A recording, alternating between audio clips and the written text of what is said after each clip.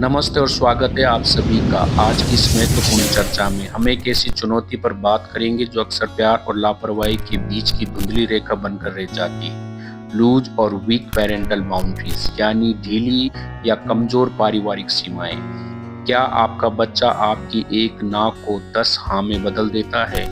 क्या आप खुद को बार बार यह कहते पाते हैं, अच्छा चलो आज के लिए तो ठीक है, जबकि दिल में जानते हैं कि ये गलत है? अगर हाँ, तो आप अकेले नहीं हैं। यह एक सामान्य लेकिन गंभीर पेरेंटिंग दुविधा है और आज के इस विस्तृत वीडियो में हम इसे हर पहलू से समझेंगे, इसके मनोवैज्ञानिक कारणों से लेकर ठोस समाधानों तक, और साथ ही आपकी मदद कर सकने वाली कुछ बेहतरीन किताबों के जरिए एक ठोस रोड मैप भी देंगे।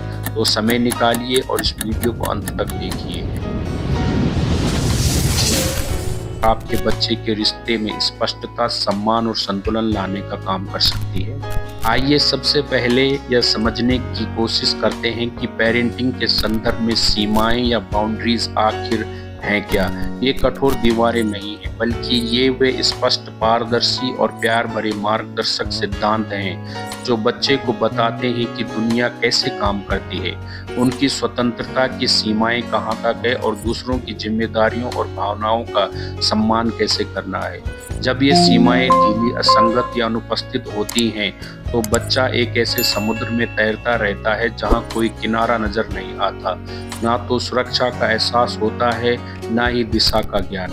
इस समस्या की जड़ अक्सर हमारे अपने अतीत, हमारे डर और समाज की गलत धारणाओं में छिपी होती है। पहला प्रमुख कारण है प्रतिक्रियात्मक पेरेंटिंग, यानी अपने बचपन के अनुभवों की प्रतिक्रिया। वे माता पिता जिन्होंने अपने बचपन में अत्यंत कठोर अनुशासन, नियंत्रण या उपेक्षा झेली है, वे अक्सर प्रतिक्रिया स्वरूप अपने बच्चे के साथ पूर्णतः नर्म, नियम विहीन रवैया अपना लेते हैं। उनका इरादा यह सुनिश्चित करना होता है कि उनके बच्चे को वह कठोराई ना झेलनी पड़े, लेकिन अक्सर वे सीमाओं की आवश्यकताओं को पूरी तरह नकार देते हैं। इस संदर्भ में डॉक्टर शेफाली तस्वारी की किताब द कॉन्शियस पेरेंट एक रोशनी दिखाती है। यह किताब हमें सिखाती है कि कैसे हम अपने बचपन के उन घावों को पहचाने और ठीक करें जो अनजाने में हमारे पेरेंटिंग के तरीके को प्रभावित कर रहे हैं, ताकि हम अपने बच्चे के साथ एक प्रामाणिक और सीमाओं से युक्त रिश्ता बना सके, न कि अपने अतीत की प्रतिक्रिया भर बनकर रह जाए। दूसरा कारण है गिल्ट ड्रिवन पेरेंटिंग। आज की भागदौड़ भरी जिंदगी में जब माता पिता दोनों कामकाजी हों या समय की कमी हो, तो एक गहरा अपराध बोध पैदा होता है। इस अपराध बोध को शांत करने का एक आसान तरीका यह लगता है कि बच्चे की हर जिद को मान लिया जाए, हर ना को हाँ में बदल दिया जाए। हम सोचते हैं कि ऐसा करके हम उनसे वंचित प्यार की भरपाई कर रहे हैं, लेकिन वास्तव में हम उन्हें प्यार की बजाय अराजकता दे रहे होते हैं। तीसरा कारण है बाहरी दबाव का भय, चाहे वह दादा दादी की टिप्पणी हो, पड़ोसियों की राय हो या सोशल मीडिया पर परफेक्ट पेरेंट का दबाव। इस डर के कारण हम बच्चे को उचित अनुशासन देना भी बुरे माता पिता होने का लेबल समझने लगते हैं।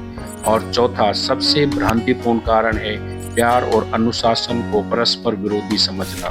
हम यह मान बैठते हैं कि सख्त नियम बच्चे से हमारे प्यार को कम कर देंगे, जबकि सच यह है कि स्पष्ट सीमाएं ही सुरक्षा का वह आवरण होती है जिसमें लिपटकर बच्चा वास्तविक प्रेम को महसूस कर पाता है। अब सवाल उठता है कि इन ढीली सीमाओं का बच्चे के भविष्य पर क्या प्रभाव पड़ता है। शोध और अनुभव बताते हैं कि जिन बच्चों को स्पष्ट मार्गदर्शन नहीं मिलता, उनमें चिंता, असुरक्षा और आत्मनियंत्रण की कमी देखी जाती है। उन्हें दुनिया एक अप्रत्याशित और डरावनी जगह लग सकती है। वे जिम्मेदारी लेने से कतराते हैं क्योंकि उन्होंने कभी सीमा के भीतर रहकर निर्णय लेना नहीं सीखा। सबसे गंभीर बात यह है कि वे खुद के लिए हेल्दी रिलेशनशिप बाउंड्रीज कैसे सेट करें, यह नहीं जान पाते, जिससे भविष्य में उनके व्यक्तिगत और पेशेवर रिश्ते प्रभावित हो सकते हैं। ऐसे में समाधान की ओर बढ़ना केवल एक विकल्प नहीं, बल्कि एक जिम्मेदारी है। चलिए बात करते हैं उन ठोस समाधानों की जिन्हें आप आज से ही लागू करना शुरू कर सकते हैं। पहला सिद्धांत है स्पष्टता। नियम कम हो लेकिन पूरे परिवार के लिए स्पष्ट और एक जैसे हों। अगर आज कहा कि होमवर्क पूरा करने के बाद ही टीवी देख सकते हैं, तो कल भी यही नियम रहे, चाहे बच्चा कितनी भी जिद क्यों ना करे। यही संगतता बच्चे में सुरक्षा और विश्वास पैदा करती है। इस कला को सीखने के लिए डॉक्टर हेनरी क्लाउड और डॉक्टर जॉन टाउनसेंड की किताब बाउंड्रीज विद किड्स एक बेहतरीन मार्गदर्शक है। यह किताब सिखाती है कि कैसे प्रेम पूर्वक सीमाएं तय करें और उनका उल्लंघन होने पर तार्किक परिणामों को लागू करें, ताकि बच्चा अपने व्यवहार की जिम्मेदारियां खुद लेना सीखे। यह केवल नियंत्रण के बारे में नहीं, बल्कि बच्चे के चरित्र निर्माण के बारे में। दूसरा महत्वपूर्ण कदम है तर्क और संवाद। बिना कारण बताए थोपे गए नियम विद्रोह पैदा करते हैं। अपने बच्चे को उसकी उम्र के अनुसार समझाएं कि यह नियम क्यों जरूरी है। हम रात में मीठा नहीं खाते क्योंकि इससे हमारे दांत स्वस्थ रहते हैं और हम अच्छी नींद ले पाते हैं। ऐसा संवाद बच्चे को नियम का हिस्सा बनाता है। तीसरा स्तंभ है स्वयं का आदर्श बनना। आप अपने बच्चे के पहले और सबसे महत्वपूर्ण रोल मॉडल हैं। अगर आप खुद घंटों फोन पर लगे रहते हैं, तो बच्चे से स्क्रीन टाइम कम करने की उम्मीद नहीं रख सकते। अपने व्यवहार में वही अनुशासन और सम्मान लाएं जो आप उसमें देखना चाहते हैं। इस स्वानुशासन और आत्म जागरूकता की यात्रा द कॉन्शियस पेरेंट किताब फिर से एक मजबूत सहारा बन सकती है। चौथा बिंदु है भावनाओं को स्वीकार करना पर व्यवहार पर सीमा लगाना। यह बेहद सूक्ष्म अंतर है। अगर बच्चा गुस्से में है तो यह कहना, मैं देख सकता हूँ तुम बहुत नाराज हो और तुम्हें ऐसा महसूस होना ठीक है।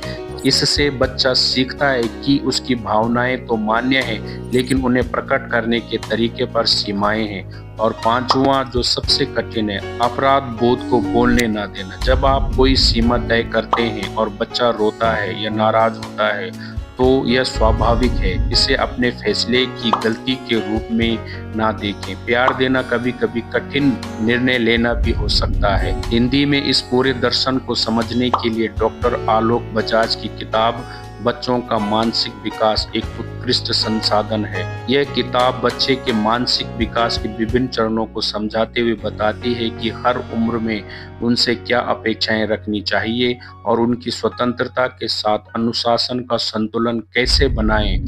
याद रखिए, एक बगीचे को सुंदर बनाने के लिए उसकी रेलिंग या बाड़ का मजबूत होना जितना जरूरी है, उतना ही जरूरी है उसमें लगे पौधे को पानी और धूप देना। सीमाएं वह रेलिंग है और प्यार वह धूप है। दोनों मिलकर ही बच्चे के व्यक्तित्व को पूर्ण रूप से विकसित होने का मौका देते हैं।